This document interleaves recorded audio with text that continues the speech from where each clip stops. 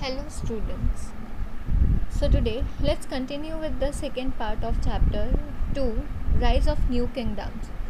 In the last class we saw about how during the early medieval time different tribes emerged.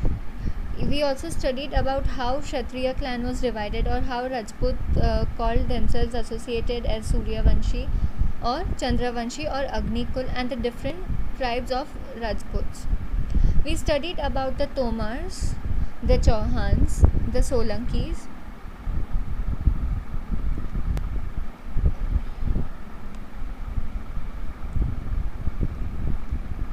then the Parmars. We also studied about Chandelas of Bundelkhand. So today let's continue with Gurjar Pratihar. The Gurjar Pratihars ruled over the western part of western and central Rajasthan and the central India. Nag Bhatwan was the most powerful ruler of Pratihara dynasty, and both were the other rulers. He expanded the empire. Vatsaraj and Bhoj were the other rulers. So most important, Nagbhat, from where did they rule? From western India, that is western and central Rajasthan and central part of India. Raj Bhoj established the largest empire in northern India. Kannauj was the capital of his empire. Raj Bhoj issued silver coins. These coins had mark of Vara, an incarnation of Vishnu.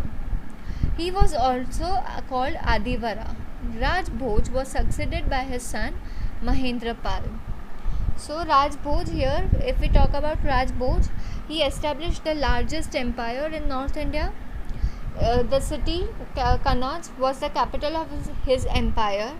He issued silver coins which had the mark of Vara.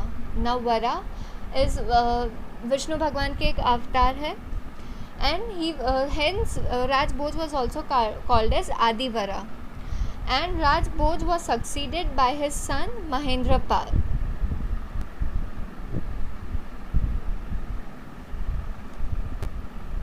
Okay. Al-Masudi, a foreign traveller, testifies to the power and prestige of Pratihar rulers. The Pratihar rulers patronized learning and literature. Al-Masudi, who was a foreign traveller, he has told about the power and prestige of Pratihara rulers, and he also said that the Pratihara rulers, they supported learning and literature, and hence they respected the people who were interested in literature and learning. The Pratihars had trade relations with Central Asia. An inscription in Karnal, that is in Haryana, records the import of horses from Central Asia and Arabia. In 1018 AD, Mahmud of Ghazni defeated the Pratihara ruler, and the dynasty came to an end.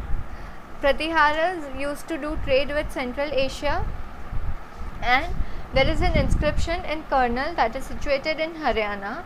The inscription says that the horses were imported from Central Asia and Arabia in 1018 AD. And the Mahmud of Ghazni, he defeated the Pratihara ruler, and then there was end of this dynasty. A wonderful fact to know, the Arabs called Pratiharas, Palas and Rashtrakutas by different names. They called Pratiharas as Aljurs, Palas as Rumi, and Rashtrakutas as Badhara. Now the Palas. The Pala dynasty was founded by Gopala in 750 AD. The unique feature was that he was an elected king. Generally kings are appointed, like one says that okay, from next term you will be the king. But this king was elected. There was election for this team, and this is the most unique feature about the Pala dynasty. Dharampal and Devpal were two other great Pala rulers. They built a large empire. Pala rulers faced problems from the Pratiharas and the Rashtrakutas. As a result, they were unable to extend their control and occupy Kannauj. Kannauj was a symbol of power as its control meant access to the rich resources of the upper Ganga valley. But at the same time, the Pala extended their empire and successfully gained control of Assam, Orissa and some parts of modern Nepal. Tibetan accounts inform us that the Palas were the patrons of Buddhism. The famous Vikramshila University of Bihar was founded by Dharampal. Palas had trade links with Southeast Asia. The Palas were succeeded by the rulers of the Sena dynasty in the 12th century. Later, the Sena dynasty was defeated by the commander of Delhi Sultanate. So, if we talk about the other important rulers, they were Dharampal and Devpal. These two together built a large empire. But Pala rulers faced problems from Pratiharas and the Rashtrakutas, and because of these, they were not able to extend their control over Kannauj. At that time, Kannauj was the symbol of power, and its control meant to access rich resources.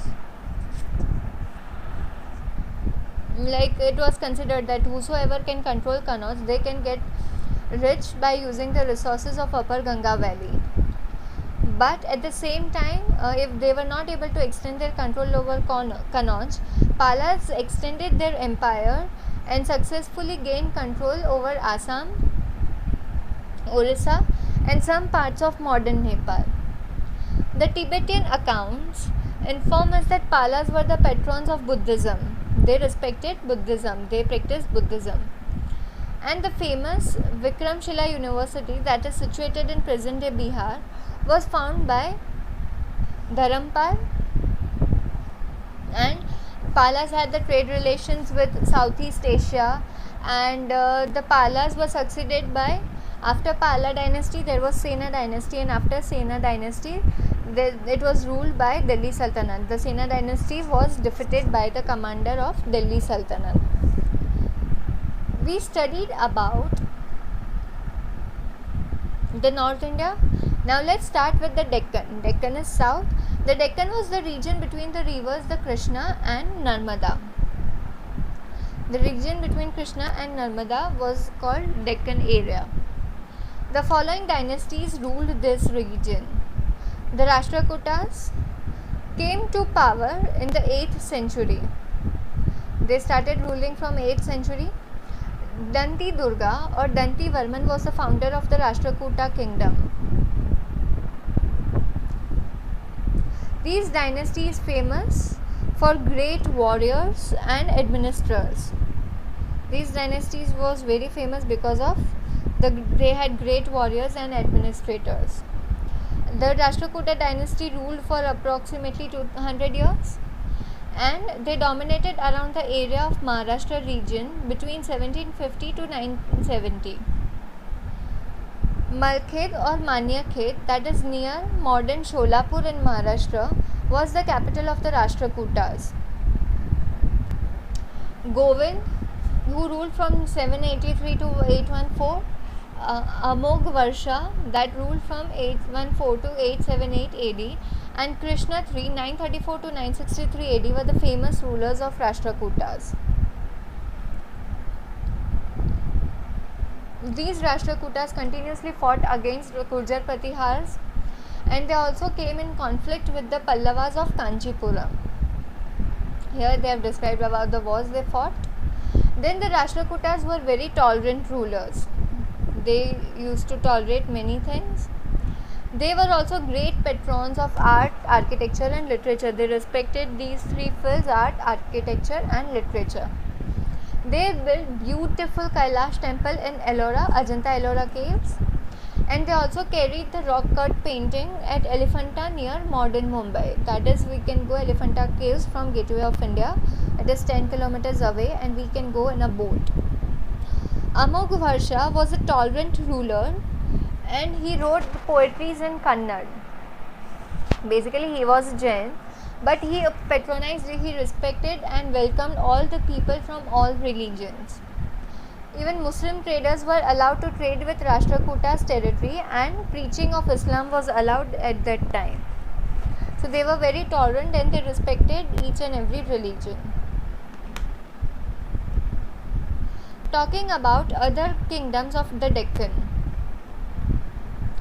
The Chalukyas of the Kalyani were also known as later Chalukyas or the Western Chalukyas, and the most famous ruler of these dynasty was Vikramanka.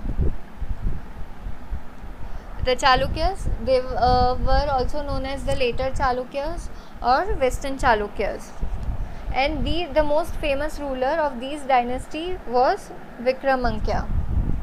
Then the Kakatiyas. The Kakatiyas kingdom lay between the Krishna and the Godavari rivers, and the rulers of these dynasty ruled from 12th to 13th centuries. The territories were taken over by the sultans of Delhi in the early 14th century. Kakatiya kings were followers of Shaivism and were great patrons of Sanskrit and Telugu. The Kakatiya kingdom lay between the Krishna and Godavari. The rulers, they ruled from 12th to 13th century, and then the territory was taken by sultans of Delhi in early 14th century. The great rulers followed Shaivism and were the patrons. They wrote and promoted Sanskrit and Telugu language. Then comes the Yadavs. Bilima, who is the founder of the kingdom in the 12th century. This kingdom comprised the area between the Narmada and the Godavari rivers. This kingdom was very famous for its trade, for the prosperity and the riches, or you can also talk the resources. These territories then were later annexed by the Khilji rulers in the 14th century. The Hoysalas of Dwar Samudra. The most powerful king of these Hoysalas were Vishnuvardhan. He ruled between the area in the area that is present in Karnataka today. The kingdom was later taken over by the Delhi Sultanate. So most of the kingdoms were taken by Delhi Sultanate, only few were taken by Khilji. The kings during modern medieval times were powerful. Early medieval time kings were very powerful, but they were not as powerful that they can share the powers with Samantas. Because they shared the power with Samantas, they were not very powerful. As well as with the peasant group, they shared power with Samanta and the peasant groups, traders, Gaels and Brahmins. The kings wielded power and authority on all masters, that is the civil, military and political. With their help, he was able to become a king. So he had to share with all the powers, share powers with all of them.